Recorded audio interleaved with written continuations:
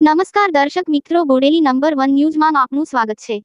Chhota Udepur breaking news. નસવાડીના તાલુકાના ખેંડા ગામે બિસ્માર રસ્તા પર જિલ્લા કલેક્ટરની કાર ઢાળ ચડી ના શકી। કુપ્પા જૂથ પાણી પુરવઠા યોજનાનું કામ પ્રગતિમાન હોઈ નિરીક્ષણ કરવા ગયા હતા। કુપ્પા જૂથ પાણી પુરવઠા યોજના 83 કરોડના ખર્ચે મંજૂર થઈ છે। કુપ્પા જૂથ યોજનાથી ડુંગર વિસ્તારના 72 ગામોને પીવાનું પાણી મળશે। રસ્તાને રિસરફેસ કરવા માટે ફાઇલ પ્રગતિમાન છે। સ્થાનિક લોકોએ ટ્રેક્ટર વડે કલેક્ટરની કારને ટોચન કરી ખેંચવામાં આવી। અહેવાલ ઉસ્માનભાઈ ઈંડાવાળા, નસવાડી।